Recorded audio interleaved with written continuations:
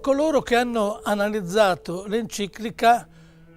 Caritas in Veritate hanno ritenuto di vedere in essa i segni della dipendenza da determinate dottrine economiche e rimproverano al Papa di avere in qualche modo accettato una linea di pensiero che potrebbe in ipotesi non essere condivisa da altri cattolici. A questo riguardo bisogna osservare innanzitutto che in qualche modo la Chiesa ha sempre operato in questo modo. Noi conosciamo oggi tutto il lavoro preparatorio, per esempio, dell'Rerum Novarum e sappiamo quanta parte abbia avuto Toniolo e la sua scuola nell'influire sul pensiero del Papa. Conosciamo oggi i testi preparatori della Mater et Magistra e sappiamo quale ruolo abbia avuto Monsignore e poi Cardinale, proprio per questo Pietro Pavan. Si dice normalmente che sono gli estensori delle encicliche, non è esatto. Sono coloro che preparano il terreno all'enciclica, ma alla fine la scelta di fondo è del Papa, il quale accoglie osservazioni, suggerimenti e indicazioni, ma alla fine opera le sue scelte. Dunque, c'è una parte di verità nel dire che il Papa è stato influenzato dai suoi collaboratori e consiglieri, questo è sempre avvenuto, però ciò non toglie che scegliendo una posizione piuttosto che un'altra, il Papa ha fatto una chiara scelta di campo, che però non riguarda una dottrina economica in quanto dottrina scientifica, ma riguarda la sostanza etica che sta dietro le varie tesi che vengono portate avanti in economia.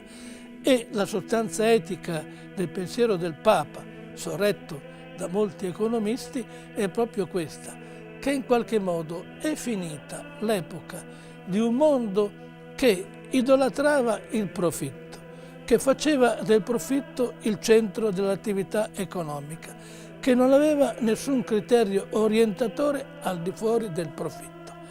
Il Papa riafferma, in linea con il precedente Magistero, che il profitto è un elemento determinante dell'economia, che è giusto che l'economia produca profitto perché altrimenti sarebbe un'economia maldestra, sbagliata, lesiva degli interessi di tutto, ma rifiuta la assolutizzazione del profitto che è la tendenza diffusa dell'età e della globalizzazione.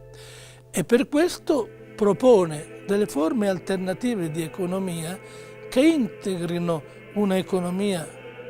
mirata soltanto al profitto, e queste forme di economia alternativa sono l'economia solidale, l'economia solidaristica, l'economia che si fonda sul principio di sussidiarietà.